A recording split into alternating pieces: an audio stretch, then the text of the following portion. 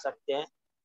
मैं जी, उसमें एक और नुकता मैं उसमें इजाफा कर रहा हूँ, मसलक अहले हदीस के साथ मिलकर हम जो काम कर सकते हैं वो है दावत दीन तबलीग का काम गैर मुस्लिमीन में। हमारे मुल्क में जो दूसरे मजहब के मानने वाले हैं बरादरान वतन, उन लोगों तक इस्लाम को पहुंचाने का काम एक कॉमन फरीजा है। इस फरीजे को हम कॉमन कर सकते हैं बरेलवी भाइयों के साथ, देवबंदी भाइयों के साथ, और साथ में अहले हदीस भाइयों को लेकर हम ये काम कर सकते हैं। ये कॉमन है, हमारा फरीजा है, इसको हम टाल नहीं सकते, मिलकर ही इसको करना होगा। तो ये एक अहम बात है जो कल नहीं आ सकी थी गुफ्तगू। इस ताल्लुक से कुछ साबिक के तजुर्बात है, कुछ उसके अच्छे मीठे रिजल्ट है, कुछ उसके खट्टे रिजल्ट भी है। पर वो हमारे एक्सपीरियंसेस है, हमने उससे बहुत कुछ सीखा है। उन तजुर्बात की रोशनी में आगे और बहुत अच्छे प्लान हम बना सकते हैं, आगे काम कर सकते हैं। और दूसरे जो इदारा जाती तसव्वुरात पाए जाते हैं, अगर हम कंपेयर करें तो बरेलवियों में इदारा जात के तसव्वुर बहुत कम है। इंस्टीट्यूशन बनाना या इंस्टीट्यूशनल पैटर्न पर चलना ये चीज नहीं नजर आती। देवबंदी मसले के अंदर तो मसला ये है कि पेन पेपर का इस्तेमाल ही बहुत कम होता, नहीं के बराबर होता। लिहाजा इदारा कायम हो, उसके अंदर हायरार्की हो, मैन पावर हो, सिस्टम हो, बहुत मुश्किल है। अलबत्ता हम अब देख रहे हैं कि फिल वक्त मसले के अहले हदीस के अंदर इदारा जाती इस्तेहकाम आ गया है। उनके ऑफिसेस है, मुकामी उनका कैडर है, उनकी लीडरशिप है, उनकी शूरा बन गई है, कुछ एक्टिविटीज को उन्होंने अपने प्रोग्राम के तौर पर डिक्लेयर किया हुआ है।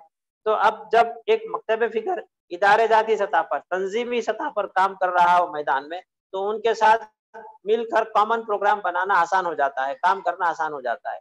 तो इस रुख पर अगर कुछ पहल होती है, कुछ कोशिश होती है, तो ताउन अलल बिर्रि व तक़वा की आयत के तहत उन चीजों को हम इख्तियार कर सकते हैं।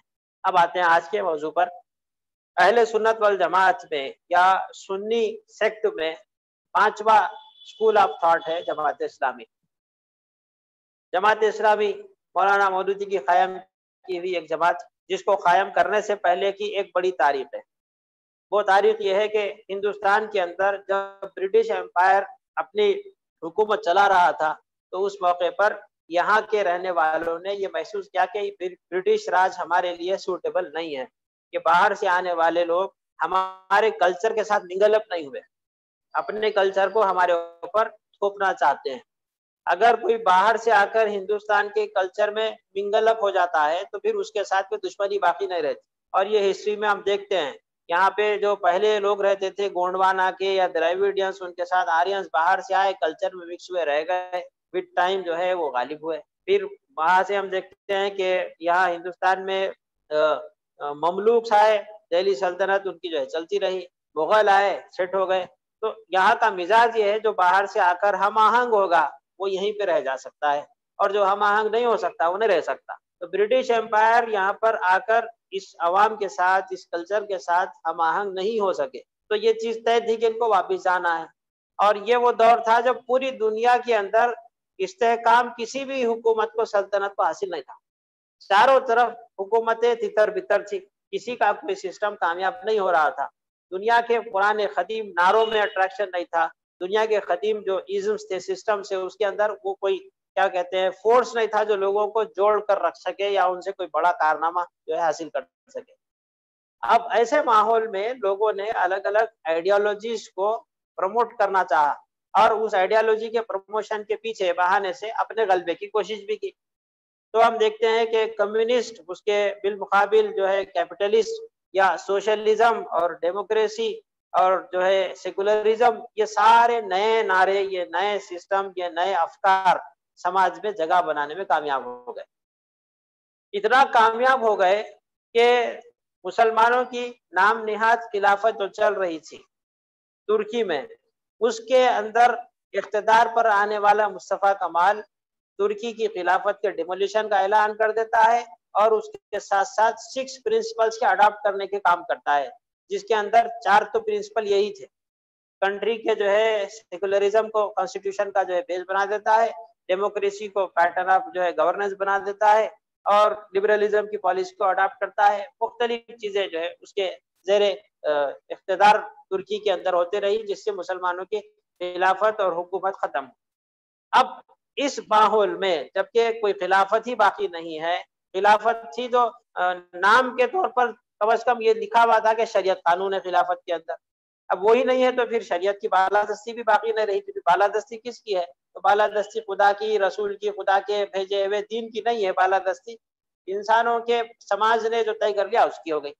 اب سماج میں جو طاقتور ہے وہ اپنی بات منوا لیتے ہیں اپنی طاقت کے زور سے. تو یہ جب دنیا دیکھ رہی تھی ایسے ماحول میں مختلف لوگوں نے اپنے اپنے جو ہے ہتھیار استعمال کیے. اور ہم دیکھتے ہیں کہ برٹش یہاں سے واپس جانے کے لیے اپنی آمادگی کا اظہار کر چکے ہیں. ورلڈ وار 1 کے ساتھ ہی ان لوگوں نے اس چیز کو بھانپ لیا تھا کہ ہم زیادہ دن ہندوستان میں ٹک کے نہیں رہ سکتے، جتنا جلدی ہو سکتا ہے وائنڈ اپ کر کے واپس جانا ہے. تو ریسورسز کو جمع کرنا ہے، جلدی جلدی یہاں سے نکل کے آگے بڑھنا ہے. یہ سلسلہ چلنے لگا. ورلڈ وار 2 کے لیے جب مدد مانگنے کی بات آئی تو انہوں نے اعلانیہ کہہ دیا کہ ہم پرامس کرتے ہیں کہ ورلڈ وار جیسے ہی فارغ ہوئے ہم آپ لوگوں کو آزادی دے دیں گے. اور پھر واقعتاً اس کے حساب سے جو ہم دیکھتے ہیں کہ آزادی ملکی ملتی بھی ہے. تو یہ سارا پروسیس جو تھا یہ تقریباً 25 سال میں ہندوستان کے اندر چلتا رہا. 32 ایئرس کا وہ اسپین ہے جس کو ہم کہہ سکتے ہیں کہ وہ شیکنگ آف پولیٹیکل پاور چل رہا تھا. ایسے ماحول میں ہم ان سے پہلے حکمران تھے، ہم ان سے پہلے غالب تھے، ہم ان سے پہلے حاکم تھے. ان کے آنے کے بعد ہم محکوم ہو گئے، ان کے آنے کے بعد ہم مغلوب ہو گئے، ان کے آنے کے بعد میں ہم حاکم سے رعایا میں بدل گئے. اب لوگوں نے اپنے اپنے طور پہ برٹش راج کے لوگ کر کچھ تصورات قائم کیے. ریوائول کی جو تھیوری تھی کولونیل پاور کے خلاف یہ ساری دنیا کے مسلمانوں میں چل رہی تھی. اب دنیا کے الگ الگ خطوں میں ہم دیکھیں گے تو میپ میں اگر آپ دیکھیں تو افریقہ میں، ایجپٹ میں جو لوگ ہیں وہاں پہ کچھ ہے، جزیرۃ العرب کے اندر کچھ ہے، اور خود ترکی کا کچھ تصور ہے، اور پھر ایران کا کچھ تصور ہے، اور انڈیا کا سب کانٹیننٹ کا کچھ تصور ہے. یہ سارے الگ الگ اپنے اپنے کاموں میں لگے. تو کچھ تحریکات چلتی ہے مختلف اس کولونیل پیریڈ میں، جیسے سنوسی تحریک چلتی ہے افریقہ کے اندر، اور اخوان المسلمون چلتی ہے مصر کے اندر. اور اسی طریقے سے ہم دیکھتے ہیں کہ ترکی سے جن کو تڑی پار کی سزا دے کے بھگا دیے تھے ایگزائل کر کے، اب وہ شریف حسین صاحب خود جو ہے خلیفہ بننے کے خوابوں میں ہیں کیونکہ اتاترک خلافت کے اختتام کا اعلان کیا ہوا ہے. تو جیسے ورلڈ وار ختم ہوگی، اقتدار جب ہینڈ اوور کرنے کا موقع آئے گا تو کچھ ٹکڑے ہم سے جو ہے آپ پھینک دیے تو مہربانی، یہ بھیک تک مانگ چکے تھے. اور وہ شریف حسین میک موہن کا کرسپونڈنس پولیٹیکل ہسٹری کے اندر یہ ڈیٹیل جو آ جاتی ہے، اس کا آج کے ٹاپک سے ڈائریکٹ ریلیشن شپ ہے. مسلمانوں کا سیاسی غلبہ دینی غلبے کے لیے ناگزیر ہے. جب تک مسلمانوں کے پاس سیاسی غلبہ نہ ہوگا دینی غلبہ حاصل نہیں ہو سکتا. اس ماحول میں کچھ پرسنالٹیز نے مسلمانوں کے احیاء کے لیے، ریوائول کے لیے 3 پرنسپلز پیش کیا. پہلا پرنسپل یہ تھا کہ دیکھو تم مغلوب ہو، تم غالب نہیں ہو سکتے، تم محکوم ہو، تم حاکم نہیں ہو سکتے. اگر حاکم بننا ہے یا غالب بننا ہے تو اس کا سب سے آسان فارمولا یہ ہے جو آج ڈومیننٹ ہے تم ویسے بن جاؤ، انگریزوں کی نقل کرو. تو سر سید احمد خان انگریزوں کی نقل کرو کے فارمولے پر مسلمانوں کا کچھ اسکیمز پیش کرتے رہے. دوسرا فارمولا یہ تھا کہ مسلمانوں کے زوال کے اصل اسباب کیا ہے اس کی تحقیق ہو. معلوم ہوا کہ علم سے دوری، علم کے ذرائع سے دوری، نالج جو کہ بیس ہوتا ہے چیزوں کا، وہ بیس جو ہے مسلمانوں کے پاؤں کے نیچے سے ہٹ گیا. لہذا علم کے احیاء کی کوشش ہو، علم کے ذریعے سے امت میں پھر سے وہ شعور بیدار کیا جائے اور پھر اجتماعیت کا نظام بھی ان کو سمجھایا جائے. تیسرا یہ تھا کہ جب انالیسس ہو ہی رہی ہے تو پھر جہاں سے جو اچھائی ملتی ہے اسے قبول کرنا چاہیے بغیر کسی تعامل کے. اگر کولونیل پاورز میں کچھ اچھائیاں ہیں ان کے سسٹم کی، ان کو ٹیمپرریلی اڈاپٹ کرنا پڑ سکتا ہے، اڈاپٹ کر لے، اور ساتھ میں پھر یہ جو دینی جذبہ ہے اس کو بھی جو ہے یوز کرے اتحاد کے سورس کے طور پر. تو یہ 3 الگ الگ تصورات تھے، اور ان 3 تصورات میں ہم دیکھتے ہیں کہ کچھ پرسنالٹیز ہیں جن کا بڑا رول ہے. جیسے جمال الدین افغانی کا نام آتا ہے کتابوں میں. یہ ماڈرن ٹرینڈز کے دینے والوں میں انڈیویجول ہے لیکن ان کا کارنامہ بڑا ہے.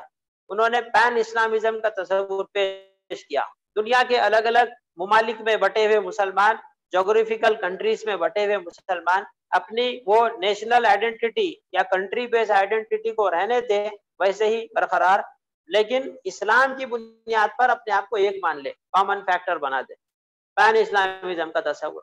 اس کو لے کر جمال الدین افغانی اپنے وطن سے دکن آئے. جب یہاں پہ دکن میں نظام کے دور میں کوئی ان کو سپورٹ نہیں ملا تو یہاں سے نکل کر جو ہے پھر وہ مصر گئے.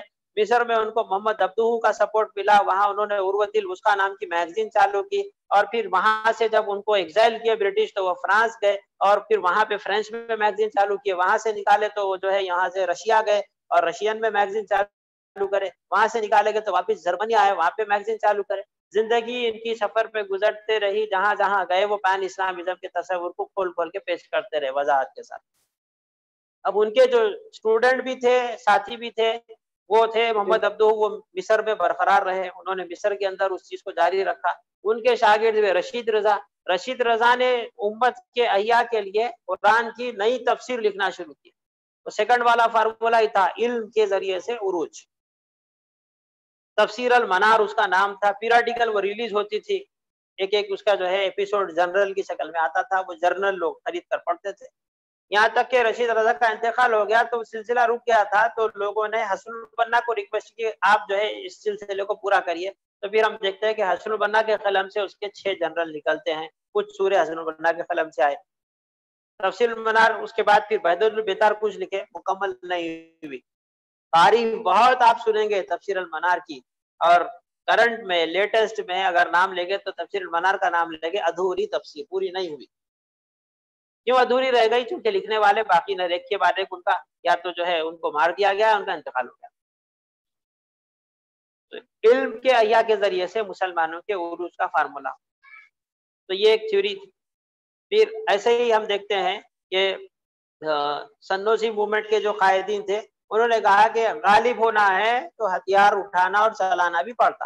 اب خالی بیٹھ کے خانقاہ میں حلقے ذکر میں ہم کام نہیں بنا سکتے اپنا, تھوڑا اس سے آگے بڑھنا ہے. تو محمد المحمد السنوسی کے ذریعے سے شروع ہونے والا موومنٹ عمر مختار پہ آ کر ختم ہوتا ہے. اور اس موومنٹ میں ویپن کا معقول استعمال اٹالین فورسز کے خلاف ہوا.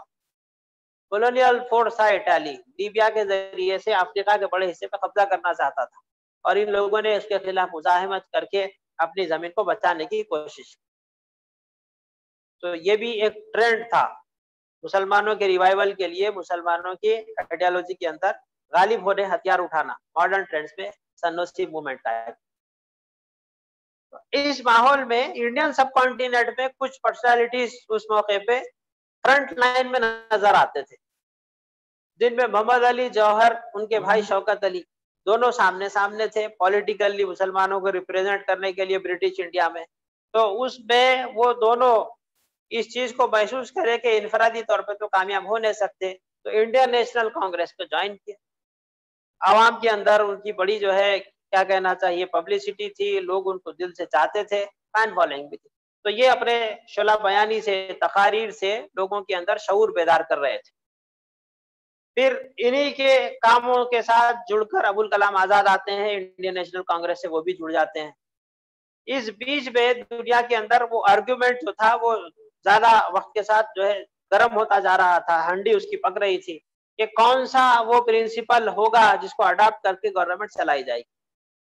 تو کارل مارکس کا دیا ہوا تصور تھا جس کی بنیاد پہ کمیونزم آ رہا تھا, اور یونائٹڈ کنگڈم کی حکومت یعنی جس کے اندر گریٹ برٹین بھی آتا ہے, جس کے اندر جو ہے اور دوسرے 3 کنٹریز بھی آتے ہیں, یعنی آئرلینڈ بھی آتا ہے اس کے اندر, اسکاٹ لینڈ بھی آتا ہے اس کے اندر, ویلز بھی آتا ہے. تو ان لوگوں نے وہاں پر اس کے بالمقابل ڈیوکس کے اس تصور کو پیش کیا, زمینداروں جاگیرداروں کے تصور کو. یورپ کے دوسرے ممالک سے اٹھنے والے جو تھے وہ مالدار اور رئیس لوگ کیپٹلسٹ تصور کو پیش کرتے رہے. اس بیچ میں اسلام کو بھی ایک پرنسپل کے طور پہ پیش کرنا ضروری تھا.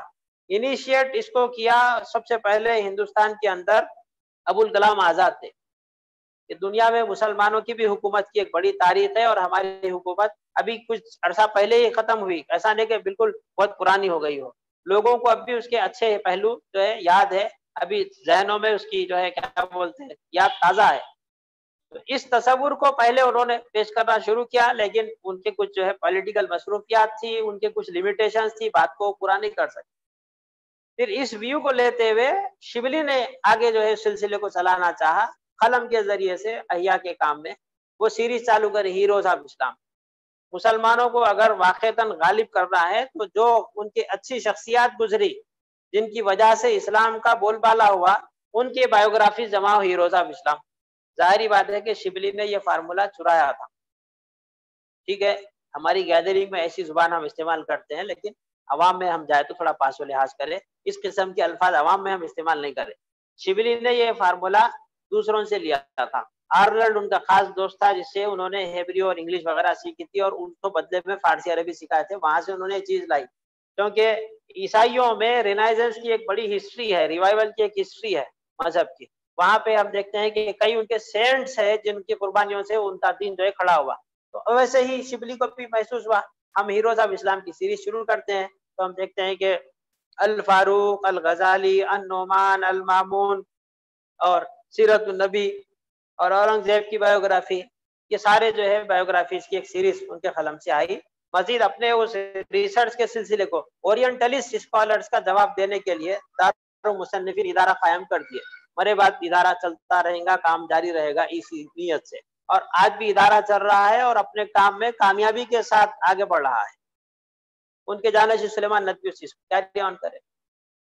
اس ماحول میں جب آزاد کوئی تحریر لکھ دیتے تو پھر اس کے بعد اس کا کوئی جواب اضافہ کمی بیشی کر رہا ہے تو سلیمان ندوی اس پہ کچھ قلم کہیں اٹھا دیتے تھے۔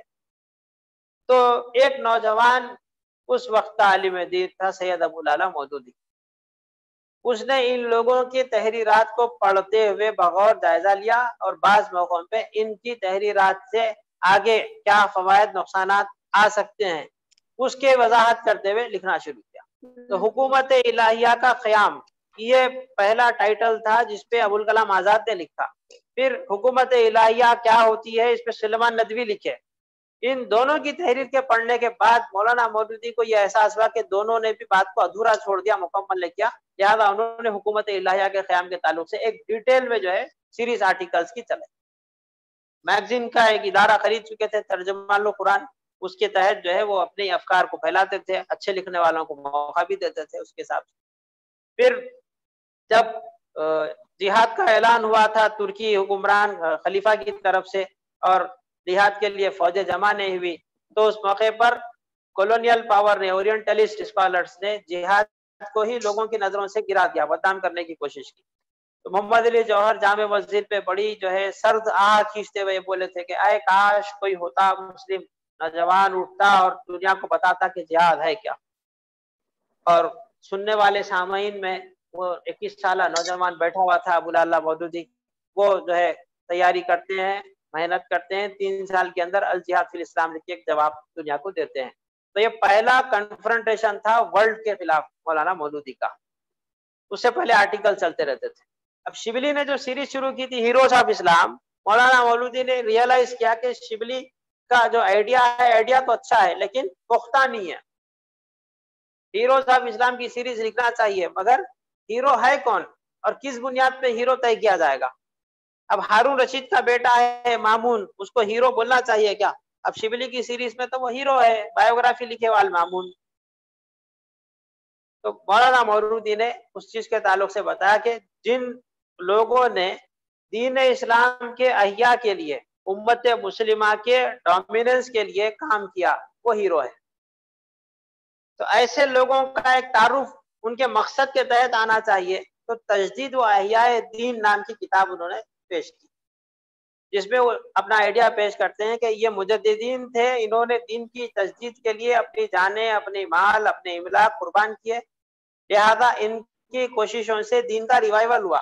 یہ ہے ہیروز آف اسلام، جس میں وہ عمر بن عبدالعزیز رحمۃ اللہ علیہ سے شروع کر کے ابن تیمیہ، امام ابو حنیفہ، امام ابو یوسف اور پھر مجدد الفسانی، ولی اللہ محدث دہلوی، یہ سب کو کور کرتے لاتے اور بتاتے تھے کہ ان لوگوں نے علمی طور پر اسلام کے ریوائول کے لیے کوشش کی، ان لوگوں نے عملی طور پر اسلام کے ریوائول کے لیے کوشش کی، نتیجتاً آج ہم کو دین پہنچا۔ یہ ایک دو ساتھیوں کے شاید مائک میرے علاوہ بھی آن ہے، تھوڑا خیال کریے، آواز آ رہی ہے۔ تو میں عرض کر رہا تھا کہ مولانا مودودی نے تجدید و احیاء دین میں شبلی کی اس سیریز کے تعلق سے ان کی نظر میں جو چیز ضروری تھی اس کو پیش کیا، نام لیے بغیر، اشارہ کیے بغیر۔ یہ علمی جو ہے کمال تھا مولانا مودودی کا لوگوں کے کاموں پہ جواب لکھتے تھے، لیکن ان کو جواب دے رہے بلکہ نام کے ساتھ اشارہ نہیں ہوتا تھا۔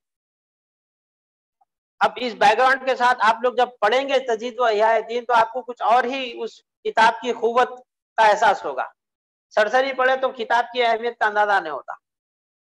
جب یہ کتاب آئی تو فوراً جو ہے شبلی کے شاگرد کو بہت برا دکھا سلیمان ندوی کو، تو وہ اس کے اوپر جو ہے بہت چھپتا ہوا جملہ بولے، اس سے تو جو ہے نبوت کی بو آ رہی۔ یہ ہمارے حیدرآباد کی زبان میں تو ہم بولتے شال میں لپٹ کے مارنا، تو سلیمان ندوی جو ہے کچھ ایسا ہی کر دیا مولانا مودودی کے ساتھ۔ بولیے کہ مرزا غلام احمد قادیانی بھی ہے، دین کے تعلق سے شروع میں بہت اچھا لکھتا تھا، بہت اچھا بولتا تھا، بعد میں جا کے جھوٹے نبی ہونے کا دعویٰ کرا۔ تو کئی مودودی بھی شروع میں تو اچھا لکھتے رہے کتاباں، لیکن اب دیکھو کیسے باتیں لکھ رہے ہیں، یار صرف اس لیے کہ ان کے استاد کا جواب دینے کی کوشش کرے نا، نام لیے بغیر۔ بہرحال پھر وہ مولانا مودودی ایک تو خط ان کو لکھے، پھر ایک دو آرٹیکل دوسرے اور سیریز میں آگے آئے، تو پھر ان کو احساس ہو گیا سلیمان ندوی کو میں غلط سوچ رہا تھا۔ تو پورے علماء میں صرف وہ ایک اکیلی ایسی شخصیت ہے سلیمان ندوی کی جنہوں نے اپنی توبہ باضابطہ چھپوائی کہ میں مودودی کے تعلق سے غلط سمجھتا تھا، میری رائے غلط تھی، جبکہ مودودی کا معاملہ بالکل صاف ہے اور ان کی جو کوششیں ہیں اس میں خلوص ہے۔ اور مولانا مودودی نے جو ان کو خط لکھا تھا وہ بھی پبلش ہو گیا ہے، اس میں مولانا مودودی بتاتے ہیں کہ بھائی میری نظر میں تجدید کا کام جماعت کے ذریعے سے بھی ہوتا، ایک اکیلا آدمی مجدد بن کے کام کرے گا یہ بھی پاسبل ہے، اور کچھ لوگ مل کے متحدہ طور پہ کوشش کریں گے جہاد کی یہ بھی پاسبل ہے۔ اور مولانا مودودی تو یہاں تک لکھے کہ میں خود شبلی، عبد الماجد دریابادی، سلیمان ندوی وغیرہ ہم کو مجددین کی جماعت کا حصہ سمجھتا ہوں۔ پھر امت کے اندر عقیدے کا جو بگاڑ تھا اس کو دیکھتے ہوئے مولانا مودودی نے 4 بنیادی اصطلاحات لکھی، الہ، رب، عبادت اور دین۔ اس کو کھول کے جو ہے نہایت ہی علمی انداز میں پیش کیا۔ الہ بولے تو کیا معنی، رب بولے تو کیا معنی، عبادت کے کیا معنی، دین کے کیا معنی۔ یہ 4 ٹرمینالوجیز کو لے کے امت میں جتنی غلط فہمیاں تھی ان ساری غلط فہمیوں کا ازالہ ہوا۔ کچھ لوگ بہت گرم ہوئے، ناراض ہوئے، کیونکہ مولانا مودودی نے اس کے اندر خالص توحید کو پیش کر دیا تھا، الہ اور رب اور دین کے تصور کو لے کر۔ اور عبادت کے تصور میں تو اتنی وسعت کے ساتھ میں لکھا بتایا کہ اگر کوئی مومن ہوگا تو اس کی زندگی کی ایک ایک ادا عبادت ہوگی، ایک ایک کام عبادت ہوگا۔ کچھ خاص مخصوص مناسک اور مراسم کا نام عبادت نہیں ہے، خدا کی تابع داری میں جو زندگی گزرتی ہے اس زندگی کا ہر عمل عبادت ہے۔ اب اس کی وضاحت آئی ہے کتابوں کے اندر۔ عبادت کے معنی بندگی ہے، بندگی کو ماننے کے معنی میں بھی آتی ہے، پوجا پرستش کے معنی میں بھی آتی ہے۔ پھر اس کے آگے پھر تفہیم القرآن لکھنا شروع کیے، 26 سال تک وہ سلسلہ چلتا رہا، جیلوں میں بند ہوئے تو وہاں پہ بھی لکھتے رہے۔ تو ایک موڑ ایسا آ گیا تھا کہ ہندوستان میں برٹش کا اعلان جب ہو گیا ملک آزاد ہوگا اور ہم یہاں سے جا رہے ہیں، ہم گئے تو یہاں پہ حکومت کون سنبھالتے؟ یہاں آ کر انڈین نیشنل کانگریس سے کچھ لوگ خفا بھی تھے، اور مسلم لیگ اس موقع پر اپنا ایک ویو پیش کرتی ہے کہ مسلمان ایک الگ قوم ہے۔ اقبال نے بھی ابتداءً اس چیز کو سپورٹ کر دیا، 2 نیشن تھیوریز، 2 قومی نظریہ۔ تو مولانا مودودی نے اقبال کے 2 قومی نظریے کا پارشل فیور کیا، نصف حامی بھرے کے واقعتاً مسلمان ایک الگ قوم ہے، مگر سیاسی طور پہ اقتدار کے 2 ٹکڑوں کے مولانا مودودی فیور میں کچھ نہ لکھے۔ آپ پڑھ سکتے ہیں وہ مسئلے قومیت کے تعلق سے ان کی کتاب جو ہے چھپتی ہے باضابطہ۔ پھر وہ جتنا بھی ٹرموائل پیریڈ تھا اس کے اوپر اسلام اور موجودہ سیاسی کشمکش آپ پڑھ سکتے ہیں۔ اگر پرانی والی کسی کو کاپی مل جائے تو اس میں بہت ساری چیزیں ملے گی، نئے والی کاپی میں سے تو میں سمجھتا ہوں تھوڑا نچوڑ کے جان نکال دیا جیسا ہے۔ الغرض یہ سارے ماحول میں مولانا مودودی نے اپنی میگزین میں ایک اشتہار دے دیا، ایک صالح جماعت کی ضرورت، وہ شہادت حق والے تقریر کے اختتام پہ بھی ملتا۔ صالح جماعت کی ضرورت، ملک میں ایک صالح انقلاب برپا کرنے کے لیے جماعت بنانا ضروری ہے۔ تو اس خط کے جواب میں لوگوں نے لیٹرز لکھے کہ بھئی ہم کو آپ کی بات سمجھنے آ گئی، ہم بھی سمجھ رہے ہیں کہ جماعت بنانا چاہیے، مل کے کام کرنا چاہیے۔ جب مجلس احرار چلتی ہے، جمعیت العلماء چلتی ہے، مسلم لیگ چلتی ہے، انٹرنیشنل کانگریس چلتی ہے، تو پھر ایک ایسی جماعت ضرور ہو جو اتنے سارے ازمز میں اسلام کو بھی ایک سسٹم کے طور پہ پیش کرے۔ جب سب اپنے اپنے فارمولے دے رہے ہیں کہ اب ایسی حکومت بناؤ تو ہم بھی پیش کریں کہ اسلام کی حکومت بناؤ. تو 41 میں وہ لوگ جمع ہوئے مولانا مودودی کے ساتھ اور اس کے اندر جماعت اسلامی قائم ہو گئی. اور پارٹیشن سے ذرا پہلے ہی مولانا مودودی کو احساس تھا ملک تو 2 ٹکڑے ہو ہی جاتا اور جو ہے آگے مستقبل کے لیے انہوں نے مجبوری کی حالت میں مسلم ڈومیننٹ ایریا پاکستان کو اڈاپٹ کیا. تو جاننے سے پہلے ایک تقریر نیچے جا کے مدراس میں کیے تھے. کب کیے تھے؟ مارچ میں. اگست میں پارٹیشن ہوتا ہے. تو اس تقریر میں مدراس کی انہوں نے 4 پوائنٹس پیش کیے تھے. اگر ملک تقسیم ہو جائے تو جو ہندوستان میں ٹھہرے رہ جائیں گے رک جائیں گے ان کو کیا کرنا رہتا, اور جو وہاں چلے جاتے وہاں پہ تو پھر ایک الگ سلسلہ چلتا ہی رہتا. تو پھر وہ چلے گئے وہاں پر پاکستان میں اور جماعت اسلامی 2 ٹکڑوں میں بٹ گئی آزادی کے ساتھ ہی. 47 کے بعد جماعت اسلامی پاکستان سپریٹ ہے, جماعت اسلامی ہندوستان سپریٹ ہے. 72 کے بعد جماعت اسلامی بنگلہ دیش بھی سپریٹ ہے, جماعت اسلامی کشمیر بھی سپریٹ ہے, اور پھر بعد میں جماعت اسلامی کی سری لنکا بھی بنی ہے. 5 جماعت اسلامیہ ہیں, آپس میں کوئی ریلیشن شپ نہیں ہے سوائے ایک بات کے کہ فکر اسلامی ہے, مقصد ایک ہے اللہ کے دین غالب. کوئی تعلقات نہیں ہے ایک دوسرے کے ساتھ میں نظم کے مطابق جماعت کے مطابق. انفرادی طور پہ لوگوں کے ہوں گے تو ہوں گے, پرسنل طور پہ. تو اب یہ جو جماعت اسلامی بن گئی تھی مولانا مودودی کی بنیادوں کے اوپر علمی طور پر کوشش کر کے اسلام کا احیاء ہو اور دین کی بنیادوں پر حکومت چلانے کا نظام حاصل ہو. ابتداءً سوشو پولیٹیکل اکنامیکل چیزوں کو ایڈریس کرتے تھے. تو یہ بیک گراؤنڈ ہو گیا.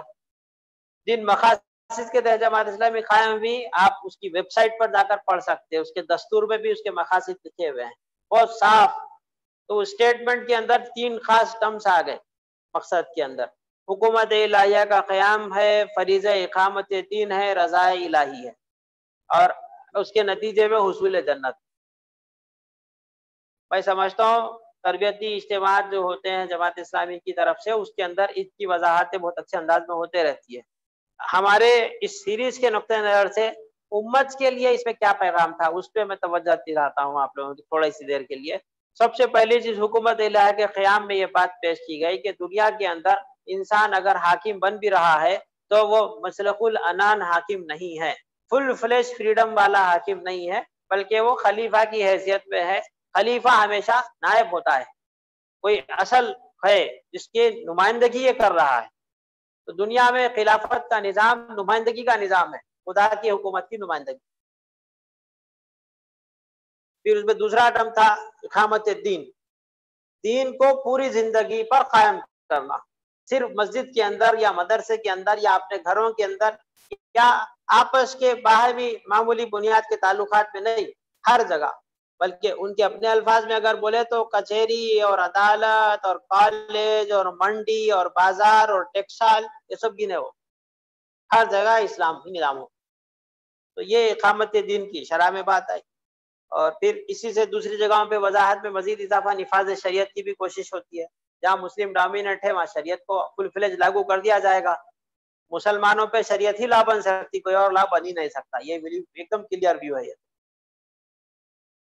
تو اب یہ جو چیزیں تھی اس کی بنیاد پر ایک سسٹم ہو اور لوگ مل کر آرگنائزڈ انداز میں کام کریں, تو اس کے لیے لیڈرشپ کی ضرورت پڑتی, اس کے لیے ایڈوائزری کی ضرورت پڑتی, اس کے لیے ہیرارکیل لیول کی ضرورت پڑتی, مین پاور کیڈر کی ضرورت پڑتی, ایک سوچے سمجھی پالیسی اسکیم کی ضرورت پڑتی جس کے اوپر کام کرتے ہوئے مقاصد حاصل کیا جائے.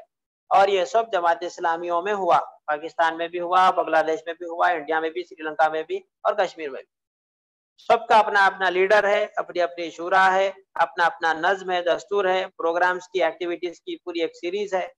سب اپنے اپنے کاموں میں لگے. ہندوستان میں جماعت اسلامی جو کام کرتی ہے وہ آپ کے سامنے ساری تفصیلات جماعت اسلامی کی ویب سائٹ سے جو مل سکتی ہے وہ تو آپ خود دیکھ لیں, میں یہاں پہ اس کو کیوں بیان کروں. میں یہاں پہ وہ چیزیں بیان کرنے کی کوشش کرتا ہوں جو کہ ویب سائٹس میں نہیں ملتی اور ڈھونڈنے میں مشکل ہوتی, زیادہ محنت کرنا پڑتا ریسرچ کے لیے. تو یہ ہے کہ ہندوستان کے اوپر جماعت اسلامی کا کیا اثر پڑا. بن گئی, کام کر رہی ہے, بین کا بھی جو ہے سامنا ہوا, 2 مرتبہ بین ہو کے پھر کھل کے بحال ہوئی.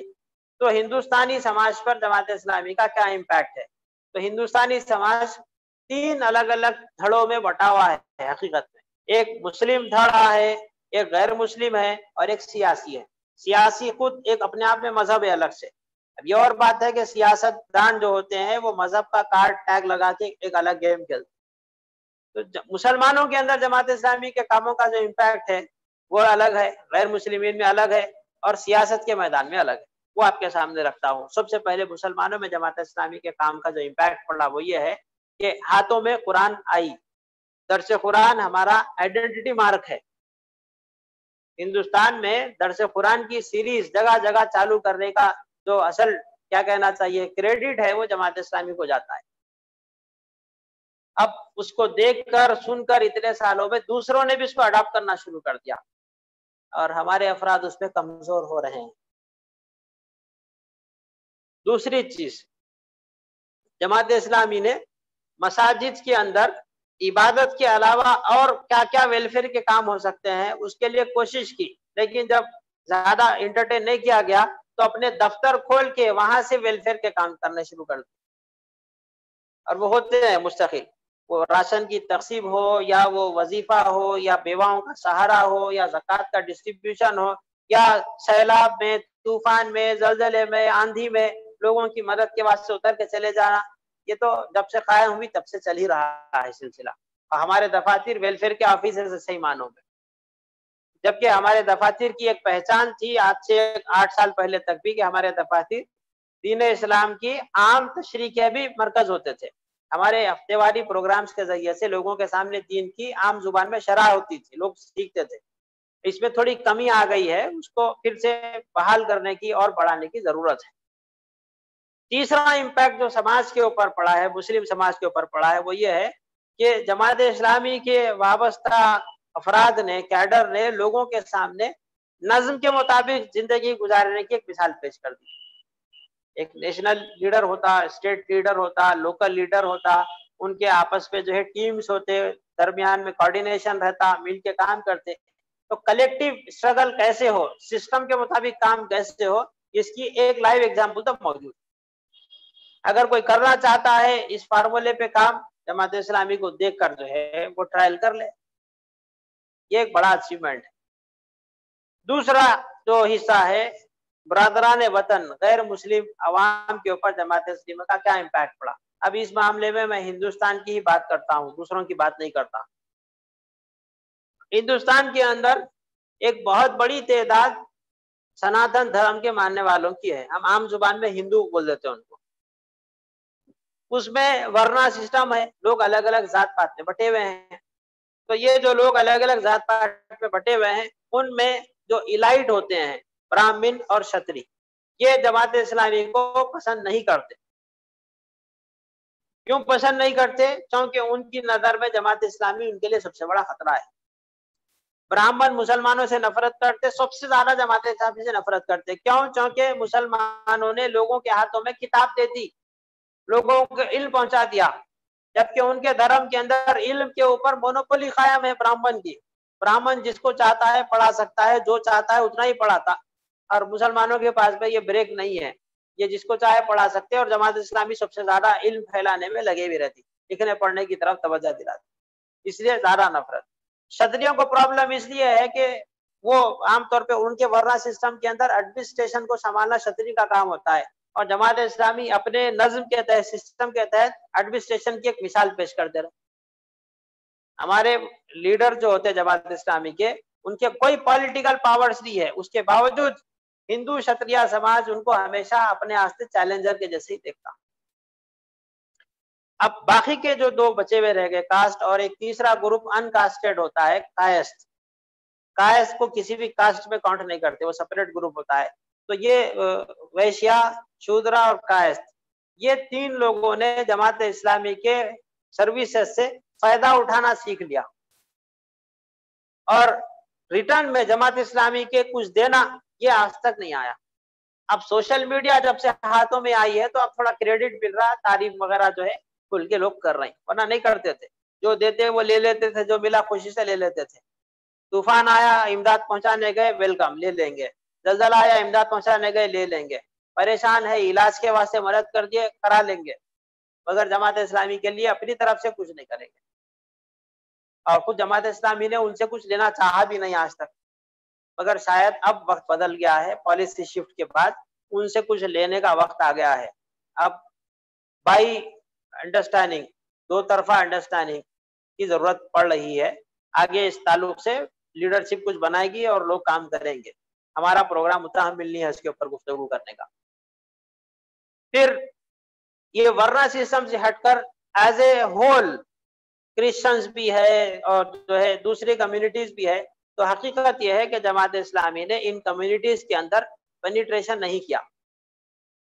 مین پاور بہت تھوڑا ہے، پورے man power with all influencers بھی کاؤنٹ کر لے جماعت اسلامی کا تو 2 لاکھ سے زیادہ نہیں ہوگا آج کی ڈیٹ میں، اور 70 سال میں تو اور کم تھا فریکشن. تو اتنی چھوٹی تعداد کو لے کر اتنی بڑی انڈین پاپولیشن میں منگل اپ ہونا، اپنا امپیکٹ کریٹ کرنا ذرا مشکل بھی تھا. پھر بھی جو ہو سکتا تھا ہم نے کوشش کی، روپیے میں سے 8 آنے حاصل کرنے میں کامیاب ہو گئے. اور ان جنرل جو ویو لوگوں کی نظر میں بنا ہوا ہے وہ یہ ہے کہ یہ لوگ اچھے لوگ ہیں، ویلفیئر کا کام اچھا کرتے ہیں، مگر مسلم اسٹیٹ بنانے کی خواہش ہے. یہ ذرا ٹیڑھا معاملہ ہے. یہ ایک جنرل تاثر ہے لوگوں کا. اور ہم نے تو پبلش کیا ہوا ہے کہ ہم چاہتے ہیں کہ اسٹیٹ مسلم ہو، اسلام اس کا قانون بنے. ہماری خواہش ہے، ہمارا عمل اسی کے لیے ہے. ہم اس کے لیے لوگوں کو کنوینس کرنا چاہ رہے ہیں، افہام و تفہیم کے ذریعے سے رائے عامہ ہموار کرتے ہوئے لوگوں کو سمجھا کر مطمئن کر کر ہم اس چیز کو حاصل کریں گے. یہی مقصد ہے. تعلیم کے ذریعے سے ہوگا تو اس کے ذریعے سے، خدمت ہے تو خدمت کے ذریعے سے بھی کریں گے. زور زبردستی سے ہم نہیں کر سکتے مقصد حاصل، ہتھیار اوزار استعمال کر کے نہیں کر سکتے حاصل، جہالت بدتمیزیوں سے نہیں کر سکتے حاصل، بےمانی دھوکے بازی سے نہیں کر سکتے حاصل. حاصل کرنے کا طریقہ وہی ہوگا جو انبیاء نے پیش کیا تھا. ہاں ہم ہمارے وقت کے حساب سے اس کو تھوڑا ماڈیفائی کر لیتے ہیں کیونکہ ریسورسز اور وسائل بدل گئے، لیکن بیسک پرنسپل تو وہی رہے گا، ایمانداری کے ساتھ اخلاق کی خوبیوں کو برقرار رکھتے ہوئے. تو طریقہ کار میں جماعت اسلامی کے ایکٹیویٹیز جو ہوتے ہیں اس کو آپ 2 فریکشن میں بانٹ سکتے ہیں. ایک انٹرنل فریکشن ہے جس میں یہی لوگ مل کر ایک دوسرے کے ساتھ اجتماعی نظام کو پختہ کرنا، مضبوط کرنا، ایک دوسرے سے سیکھ کے تربیت کرنے میں لگے ہوئے رہتے ہیں. اور دوسرا اس کا حصہ ہے عوامی ایکٹیویٹیز کا، جس میں عوام کے پاس جا کر اسلام کی عام زبان میں تفہیم کرتے ہیں. یہ لفظ تفہیم جماعت اسلامی کا ایک پیٹنٹ لفظ ہے. مولانا مودودی کی رائٹنگز میں وہ جھلکتا ہے، خواہ وہ قرآن کی تفسیر ہو یا حدیث کی شرح ہو یا دین اسلام کی فقہ کے مسائل کی وضاحت ہو. لیکن یہ جماعت اسلامی کی پہچان کے لیے سب سے اچھا ایلابریشن ہے. ہم لوگوں کے سامنے دین کی تفہیم کرتے ہیں، ان کو سمجھانے کے قابل بنا کر پیش کرتے ہیں آسان انداز میں. اسی وجہ سے مولوی طبقہ بھی ناراض ہوتا ہے کہ یہ لوگوں کے ہاتھوں میں جو ہے کتابیں پہنچا دے رہی ہے، بچے کو پکڑ کے دین سکھا دے رہے. ان کو تھوڑا یہ اندیشہ رہتا کہ ہمارے جو خانقاہی نظام ہے یا درس نظامی سے ہم جو کچھ حاصل کیے ہیں ہمارے قلعے ڈھہ جاتے. یہ اندیشہ رہتا، دل میں چور رہتا.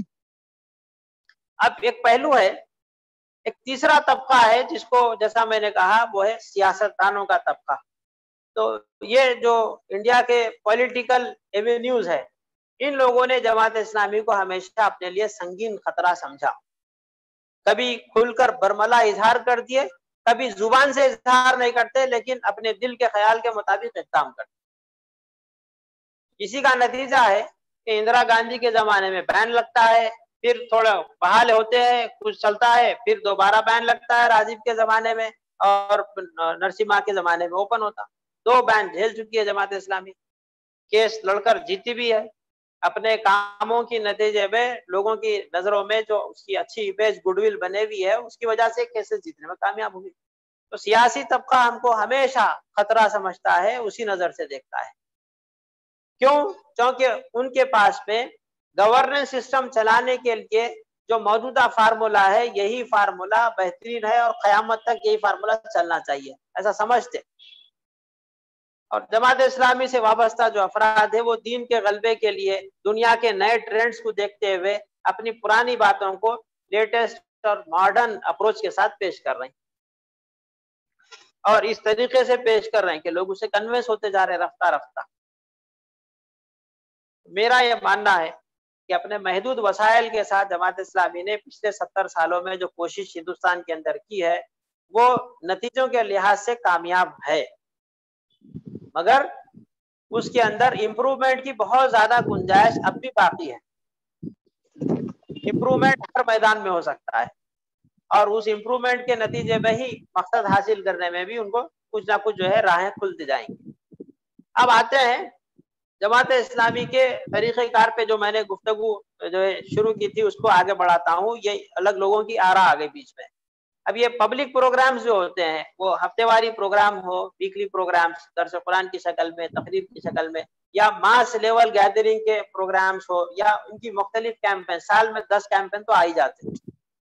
تو ان کیمپینز کے ذریعے سے میجارٹی مسلم عوام کو ایڈریس کیا جاتا, جبکہ ضرورت اس بات کی ہے کہ غیر مسلم عوام کو بھی ایڈریس کیا جائے. تو اب دیکھیے ایک صاحب نے میرے کو میسج بھیجا کہ جماعت اسلامی 17 زبانوں میں ترجمہ کرائی, اس کا آپ تذکرہ نہیں کر رہی. بھائی 19 زبانوں میں ترجمہ کرائی, مگر ان پٹ دینا آپ کو اگر اچھا دکھ رہا تو میں 5 منٹ آپ کو دینے تیار ہوں. آپ کا اوپن کر دیتا ہوں مائک, آپ 5 منٹ مخاطب کر دیجئے, پھر میں کنٹینیو کر لیتا ہوں, اچھا رہتا.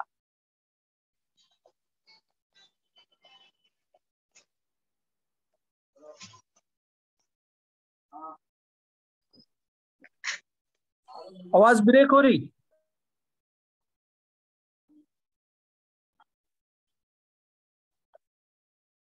جی جی نہیں, انعام بھائی صرف یاد دلا رہے تھے, کہتے اچھا اچھا. میں وہ ہیڈ نہیں چھڑا ابھی انعام بھائی, میں آ رہا ہوں. ہیڈ ابھی ہے, اس سے پہلے ایک دوسرا ہیڈ اور ہے کہ اس کے بعد وہ آتا. تو ویلفیئر کی ایکٹیویٹی جماعت اسلامی کے پہچان بنے, اس پہ آ رہا تھا. ابھی 10 نے بچے نا مامو, ویلفیئر کے بعد پھر دعوت کے کاموں کا ہیڈ ہے, کوئی بھی اس کے بعد پھر پولیٹیکل کا ہیڈ آتا. تو ویلفیئر ایکٹیویٹیز میں جماعت اسلامی نے لوگوں کے لیے جو کام کیے ہیں, تعلیمی میدان میں بہت سارے کام جماعت اسلامی کے ہیں.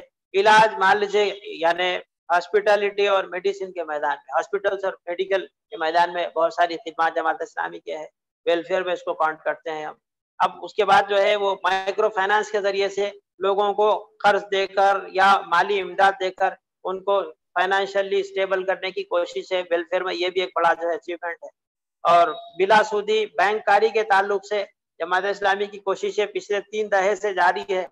کچھ راہیں اس کی جو ہے کھل گئی ہے, اور چھوٹے لیول پر اس کی اوپننگ بھی ہوئی ہے, یعنی اسلامک بینکنگ کی ونڈوز کچھ تو اوپن ہوئی ہے دنیا میں. تعلیمی اداروں کے ذریعے سے تبدیلی کی کوشش جماعت اسلامی کی جاری ہے. تو کچھ جماعت اسلامی کی اونرشپ میں تعلیمی ادارے کم چلتے ہیں, نہیں کے برابر, لیکن جماعت اسلامی سے وابستہ افراد کے بہت سارے تعلیمی ادارے چلتے ہیں اور اسی مقصد کو out of the way help کرتے ہیں, یعنی سسٹم سے باہر رہتے ہوئے بھی اسی مقصد کے حصول کے لیے مدد کرتے ہیں. پھر دعوتی میدان میں اگر ہم آ جائے تو وہ مدراس کی تقریر میں مولانا مودودی نے جو 4 باتیں بیان کی تھی, اس کے اندر دعوت کے ہیڈ پہ تفصیل سے انہوں نے بات رکھی تھی کہ علاقائی زبانوں میں تراجم کی تیاری ہے اور ماہرین کی داعیوں کی تیاری ہے, تاکہ وہ دائی جا کر ان علاقوں میں دعوت و تبلیغ کا کام کر سکے.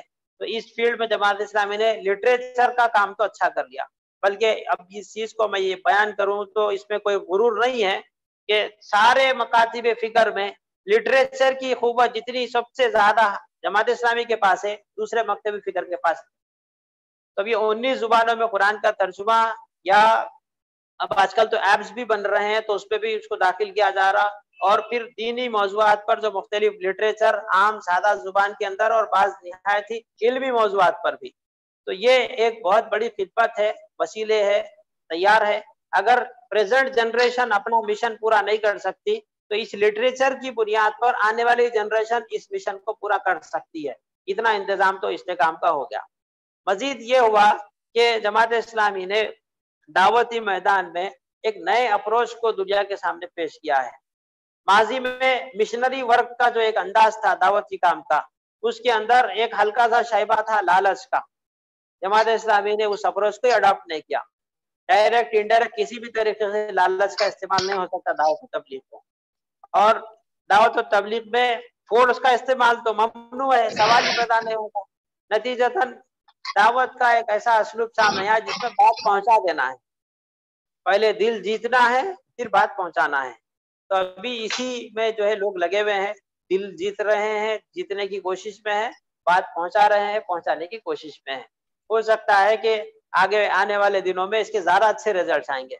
और फिर दावती मैदान में दो और काम होते हैं। एक काम है डायलॉग्स, अलग अलग मैदान में जो लोग दावती काम करते हैं, अगर उनके मुख्तलिफ ऑर्गेनाइजेशंस या प्लेटफॉर्म्स के वाबस्ता अफराद के साथ डायलॉग्स हो, ये हो रहे हैं, इसके अच्छे नताज सामने आ रहे हैं।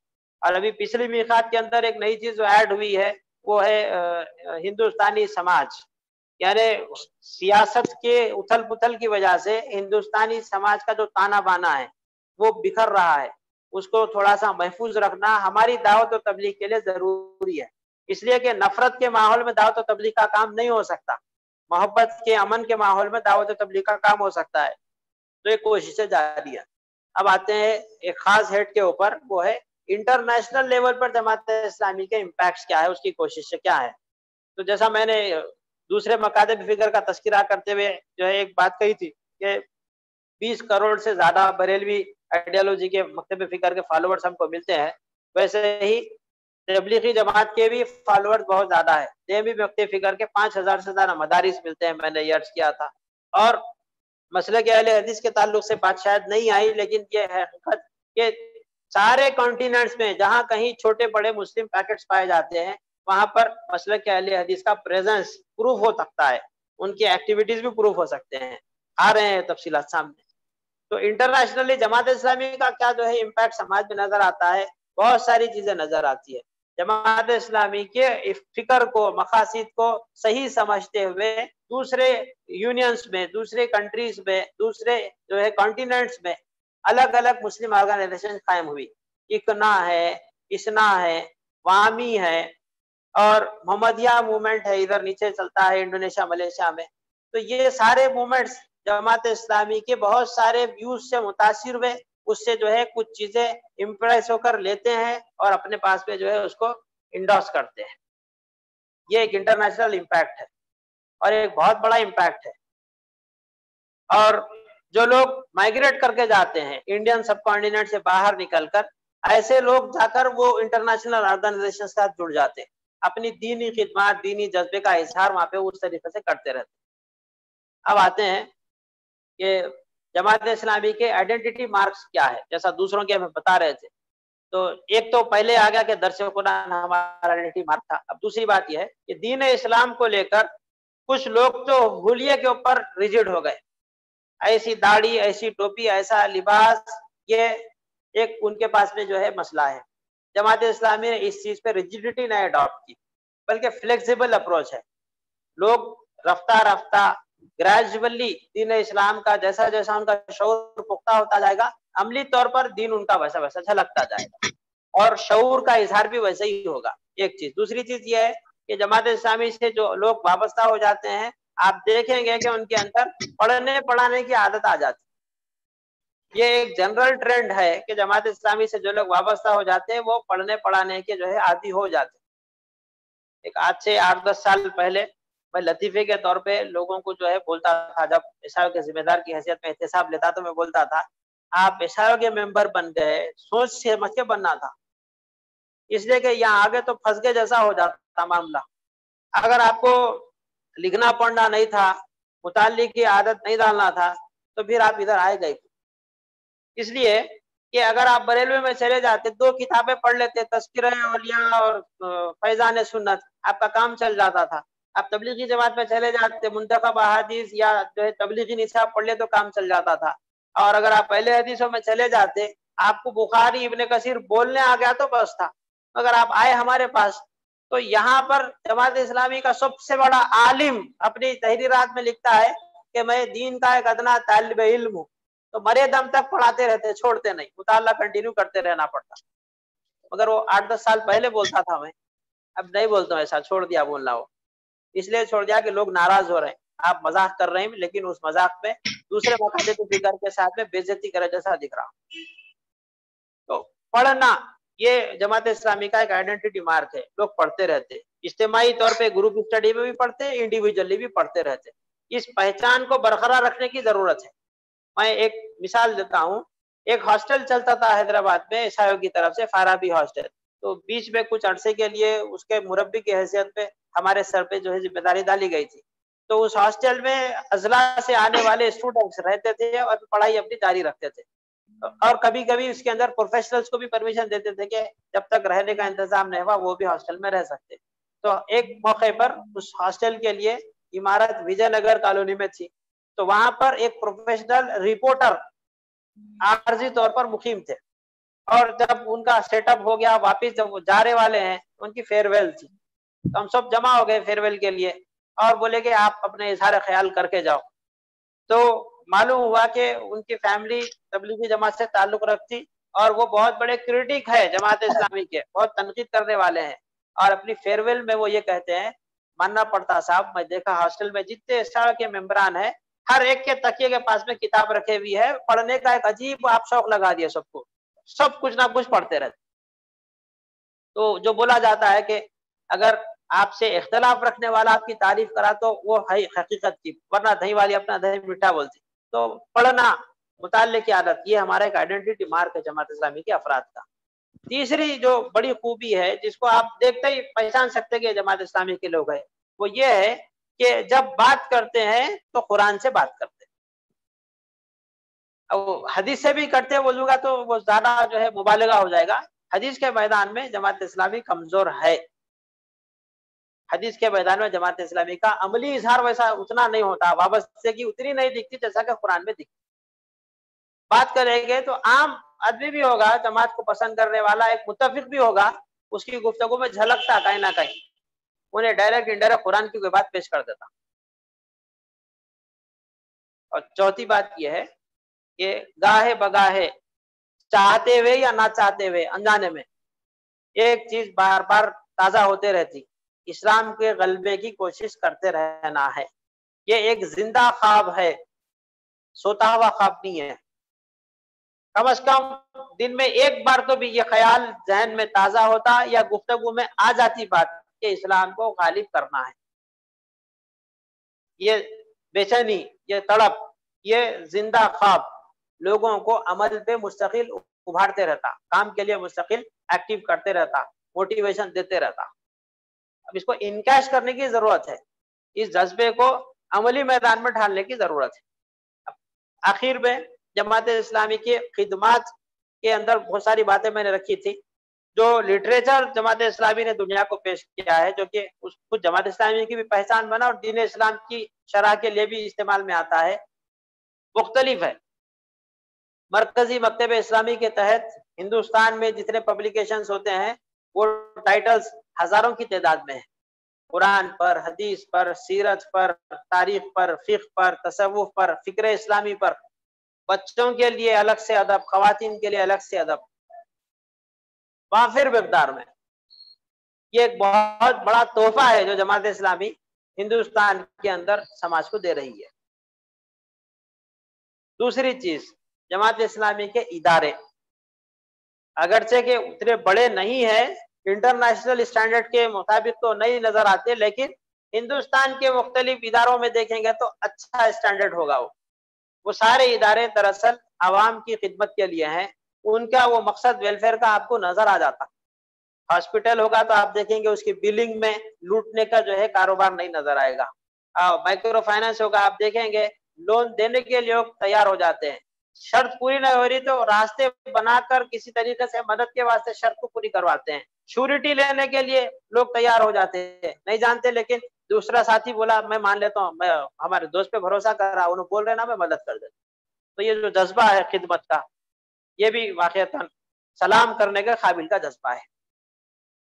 اور دوسرے مکاتب فکر کے ساتھ میں جماعت اسلامی کے لوگوں کے تعلقات، اس کو ہم آدھے مارکس دے سکتے، اس لیے کہ آدھے تعلقات اچھے ہیں، آدھے تعلقات بگڑے ہوئے ہیں. اب وہ بگاڑ میں کچھ ادھر سے ہے پہل، کچھ ادھر سے ہے پہل. ادھر والی اصلاح کر لیے تو اس کا حصہ پورا ہو جاتا، ادھر والی اصلاح وقت کے ساتھ ہوتے رہتی. ہم کو سب کے ساتھ تعلقات اچھے رکھنا ضروری ہے، لیکن اپنے مقصد سے کمپرومائز نہیں کر سکتے. طریقہ کار کے اندر ہم لچکدار ہیں، ضرورت کے مطابق طریقہ کار پہ حسب ضرورت ایڈیشن، آلٹریشن اور سبسٹریکشن، ایڈیشن، ملٹیپلیکیشن ساری چیزیں کر سکتے ہیں، اس کی گنجائش ہے، بشرطے کہ وہ سارے طریقے قرآن و حدیث کے دائرے کے اندر ہی ہو، باہر کی چیز کو کرنے کے لیے ہم پابند ہے، نہیں جا سکتے۔ آخری بات یہ کہ سارے مکاتب فکر میں دستور لکھا ہوا اور اس کی پابندی، پالیسی بنے ہوئی لکھی ہوئی اور اس کی پابندی، پروگرام لکھا ہوا چھپا ہوا ڈسکس کیا ہوا اور اس کی پابندی، یہ جماعت اسلامی کے پاس ہی ہے، دوسروں کے پاس میں یہ چیزیں نہیں پائی جاتی۔ کاغذ قلم کو لے کے یہ کام جماعت اسلامی کے لوگوں نے کیا ہوا ہے۔ اب اس تعلق سے اگر کوئی سوالات وغیرہ ہے تو آپ پوچھ سکتے ہیں۔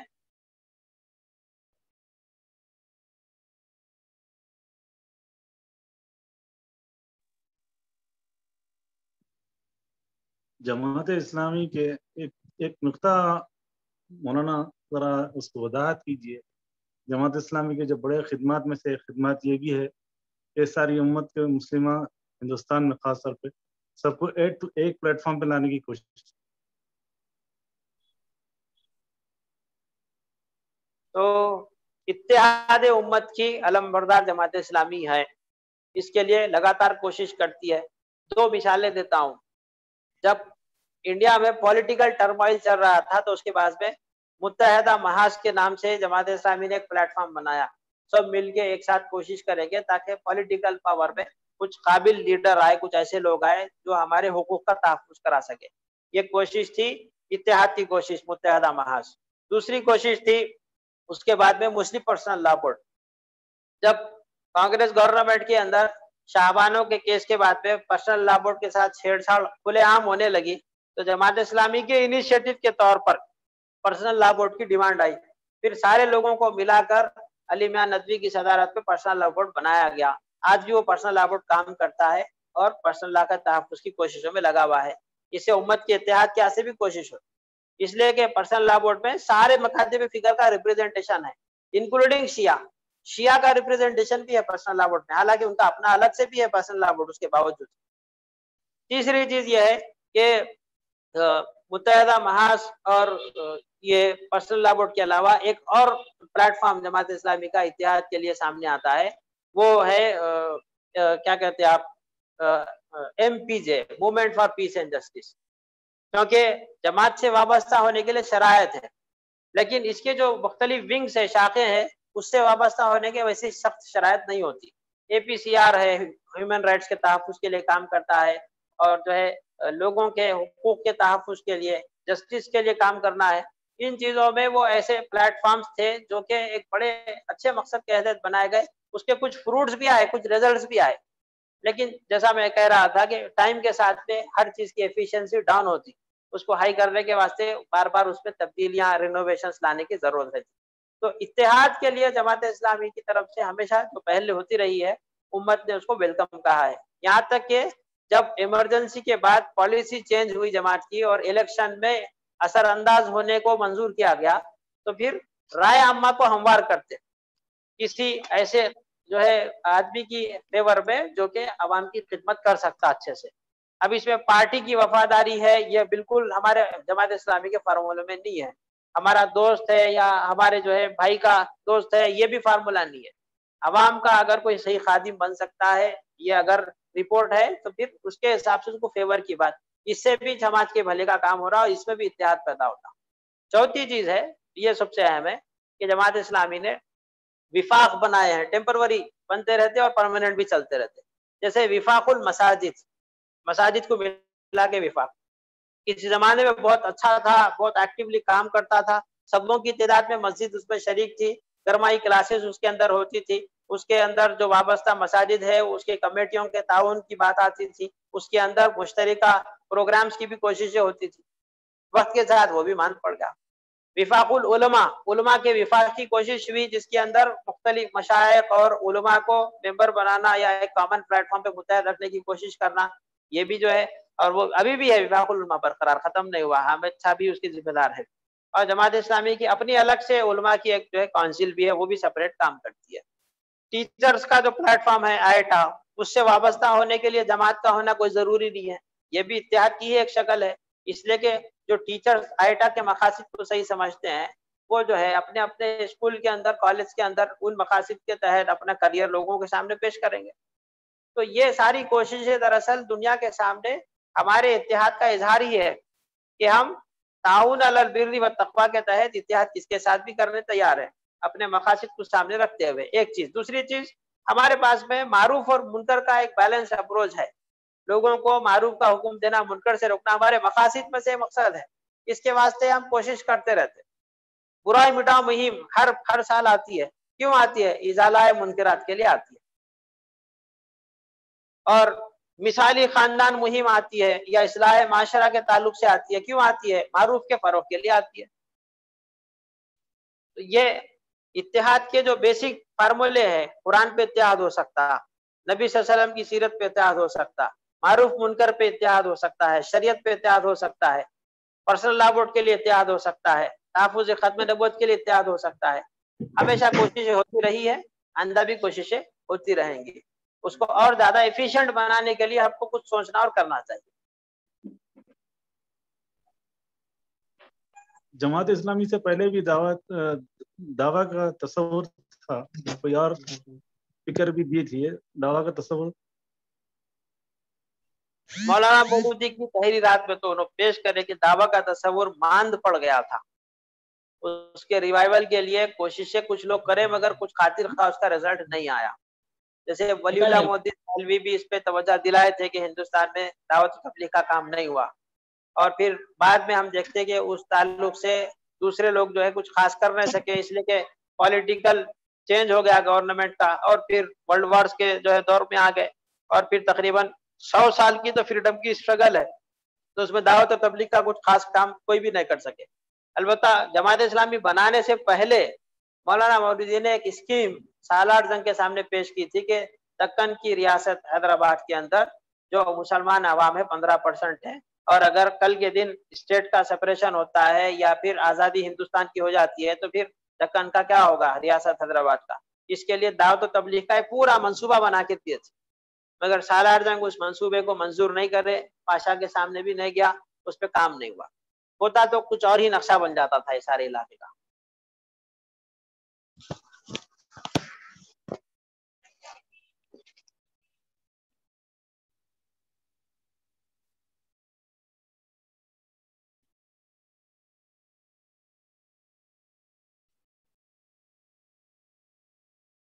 کچھ چیزیں گمک کے طور پہ مشہور ہو جاتی ہے، میں اس کا آپ کے سامنے رکھتا ہوں۔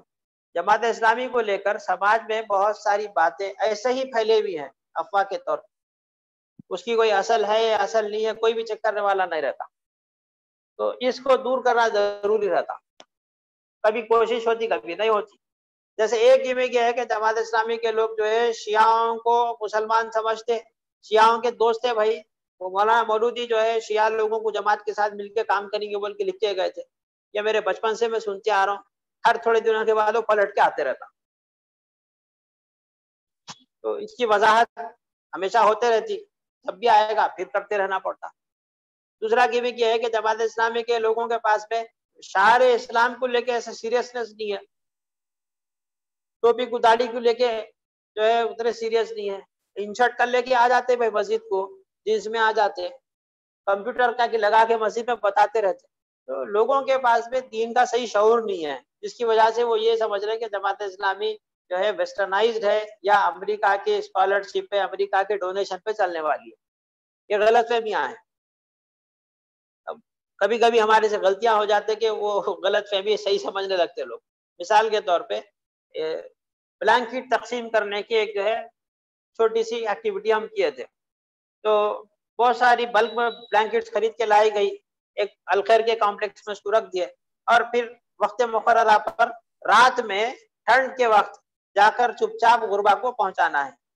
اتفاق سے وہ بلینکٹ کے اوپر چھوٹا سا ایک اسٹیکر لگا ہوا تھا اسٹار کے ساتھ USA، وہ کچھ لوگوں کو بلینکٹس مل گئی، کچھ لوگوں کو نہیں ملی، اب دوسرے دن وہ سب جمع ہو گئے وہاں الخیر پہ، ہم کو نہیں ملی، ہم کو نہیں ملی بلینکٹ۔ اب ذمہ دار جو تھے وہ بیچارے سمجھائے، وہ بلینکٹ جن کے ہمارے پاس آئے تھے تقسیم ہو گئے، ختم ہو گئے، تو اب جانے والے یہ بولتے ہوئے جا رہے دیکھے وہ USA کے آئے تھے بلینکٹ، ان لوگوں دبا دیا در، ایسے گیمکس اٹھتے رہتے۔ یہ سچا واقعہ ہے، جھوٹا واقعہ نہیں ہے، گولکنڈہ الخیر میں ایسا ہوا سو ہے۔ ابھی یہ جو آپ لوگ چیکس تقسیم کر رہے ہیں کووڈ کے اندر، اس کے تعلق سے تو آڈیو بھی پھیلا، وہ سارا انسیڈنٹ آپ کے سامنے آ ہی گیا ہوگا. تو اس قسم کے گیمکس کو پھیلایا جاتا ہے باضابطہ سوچ سمجھ کے. کیوں؟ کیونکہ وہ مکتب فکر کا جو اختلاف ہے، وہ تعصب، وہ نفرت ایسے جھلکتی. سامنے ملیں گے تو کوئی دشمنی کرنے کا آپ کسی کو یارہ ہی نہیں ہے.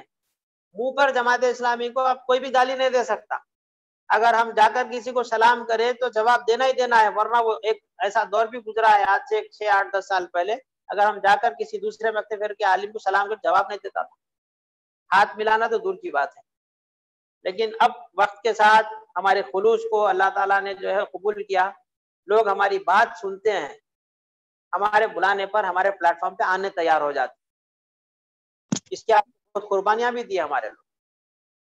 اب ایک گیمک یہ پھیلا ہوا ہے کہ جماعت اسلامی سے جو لوگ وابستہ ہوتے ہیں عام طور پر وہ سب پروفیشنلز ہوتے ہیں، ان میں عالم دین کوئی بھی نہیں ہے، عام لوگ ہیں وہ سب. تو یہ جھوٹ ہے، یہ افواہ ہے. جماعت اسلامی سے شروع دن سے علماء وابستہ ہوتے رہے ہیں. علماء کی خدمت، علماء کی صحبت ہمارے پاس ہے، شروع سے ہے. وہ جو ابتدائی جو جماعت اسلامی کے جو ہے رکن بنے تھے، ان میں کتنے جو ہے جماعت کے اندر علماء آ گئے. مولانا امین احسن اصلاحی عالم دین ہے، باسند عالم دین. خود مولانا مودودی کے پاس بھی اسناد تھی. مولانا مودودی اشفاق الرحمان کاندھلوی کے مدرسے عالیہ میں تعلیم حاصل کرے اور اس کے سرٹیفکیٹس ملے. انہی اشفاق الرحمان کاندھلوی کے مدرسے میں پڑھے تو وہ جو ہے ہمارے زکریا صاحب شیخ الحدیث ہوئے. تو یہ کیا بات ہوئی کہ ایک ہی ٹیچر ایک ہی مدرسے سے ایک ہی کتاب پڑھنے کے بعد ایک شیخ الحدیث ہو جاتا اور دوسرا مودودی مردودی ہو جاتا. تو یہ نفرت ہے، تعصب ہے، اس کی وجہ سے افواہیں پھیلتے رہتے. اب اگر آج کی تاریخ میں ہم دیکھنا چاہیں تو جماعت اسلامی کی لیڈرشپ میں آپ کو کتنے علماء نظر آئیں گے. شاید یہ واحد ایک ایسا پلیٹ فارم ہے جہاں پہ آپ کو نظامی بھی ملے گا، خاصمی بھی ملے گا، ندوی بھی ملے گا، عمری بھی ملے گا، مدنی بھی ملے گا، اور مل کر کام کر رہے ہیں. کوئی اختلاف ایک دوسرے کے خلاف نہیں کر رہے ہیں. یہ خاصہ ہے، لیکن افواہوں کے اندر یہ دب جاتا، لوگوں کے سامنے نہیں آتا. تو ضرورت اس بات کی ہے کہ کبھی کبھی ہم کو شوکیس بھی کرنا پڑتا اچھائیوں. تو اب وہ اجتماعی طور پہ شوکیس نہیں ہو سکتا، لیڈرشپ شوکیس نہیں کرتی. انفرادی طور پر ہم اس کو پروموٹ کر سکتے. میں اور آپ بتا سکتے جماعت اسلامی کے اندر اہل علم کی ایک بڑی تعداد پائی جاتی ہے. اگر گننے بیٹھا تو ابھی آپ کے سامنے حیدرآباد میں 25 فلاحی علماء کے نام گنا سکتا ہوں جو جماعت اسلامی سے جڑے ہوئے ہیں رکن یا کارکن کی حیثیت میں. ابھی میں ایسے گننا چاہوں تو میں آپ کے سامنے 10 نظامی علماء کے نام گن سکتا ہوں جو جماعت اسلامی سے جڑے ہوئے ہیں. ابھی میں 10 جو ہے عمری علماء کے نام گن سکتا ہوں جو جماعت اسلامی سے جڑے ہوئے ہیں. میں نہیں گنتا ہوں، ٹائم نہیں ہوتا. ہمارے پاس علماء ہے، ان کی سرپرستی ہے، ان کی خدمات بھی ہے. ہمارے مقصد سے اتفاق کر کر وہ کام کر رہے ہیں مل کر، اور ہمارے لیے وہ بڑی قدر کے جو ہے نظر سے ہم ان کو دیکھتے ہیں. بہت ویلیوبل ہے، وہ امت کا اثاثہ ہے. ان کے ذریعے سے ہی امت کی اصلاح کا کام ہوگا انشاءاللہ. ہم ان کو کم نہیں سمجھتے. ہم مدرسوں کو دین کا خلا لکھے بولے سو ہے ہماری لیڈرشپ، اور علماء کو جو ہے امت کے کیا بولے، ناخدا بولے، ملا بولے، دونوں کشتی کو پار لگانے والے ہیں. اتنے جو ہے بڑی بڑی باتیں مولویوں کے تعلق سے جماعت اسلامی کی لیڈرشپ بولے ہوئی ہے. تو بعض افواہیں ہیں، اس پہ کان ہم نہیں دھر سکتے. آخری بات ساری چیزوں کو سمجھتے ہوئے، یہ 5 مکاتب فکر جب آپ کے سامنے پیش کیے تو اس کا ایک بڑا مقصد سب سے پہلے بولڈ اسٹیٹمنٹ کے طور پر یہ تھا کہ ان کے ساتھ جو 4 دیگر مکاتب فکر ہیں ان کے ساتھ مل کر ہم کیا کر سکتے، اور اگر آپس میں اختلافات ہیں تو اس کو دور کیسا کرنا. یہ مقصد تھا. کہیں بھی یہ مقصد نہیں تھا کہ ان کی کامیاں بتائے، ان کی غلطی بتائے، ان کمیوں کو غلطیوں کو دیکھ کے ٹانگ کھینچنا، یہ سوچ کے نہیں بتایا گیا. اس لیے آپ دیکھے ہوں گے کہ ہر گروپ کے ساتھ میں نے بتایا کہ ہم اور وہ مل کر کیا سکتے، کامن ہمارے بیچ میں کیا ہو سکتا. ہم تو کھلا بولتے ہیں کہ غیر مسلم کے ساتھ بھی اگر کوئی ایکٹیویٹی مل کے ہو سکتی ہے کسی مقصد کے تحت ویلفیئر کے، ویلکم کرنا چاہیے. اللہ کے نبی صلی اللہ علیہ وسلم نے مدینے کے اندر عیسائی اور یہودیوں کے ساتھ مل کے ایکٹیویٹیز کی ہوئی تھی. اس کی بنیاد پہ ہم بول رہے ہیں کہ یہاں پہ ویلفیئر کے بعض کام ان کے ساتھ مل کے ہو سکتے. دیکھیں گے ہمارے شریعت کے حدود میں ہوتے ہوئے کیا پاسبل ہے، کریں گے. اور باقی سب تو مسلمان ہی ہیں. معمولی چیزوں کا فرق ہے، وہ ان کی انڈرسٹینڈنگ ہے، ان کے پریفرنسز ہے، اور کچھ بھی نہیں. اس چیز کو تو ہم ٹالریٹ کر سکتے ہیں، وہ ہماری within the limit of بیئرج ہے. اگر اس کو بیئر کر لیں گے تو بہت سارے کام ہو سکتے ہیں. اللہ تعالیٰ ہماری اس کوشش کو قبول فرمائے، امت کے اتحاد کے لیے مل کے کام کرنے کے لیے شعور عطا فرمائے، اور قرآن و سنت کے غلبے کے لیے ایک ساتھ متحدہ طور پہ اللہ تعالیٰ ہم کو کام کرنے والا بنائے۔ وآخر دعوانا الحمدللہ رب العالمین۔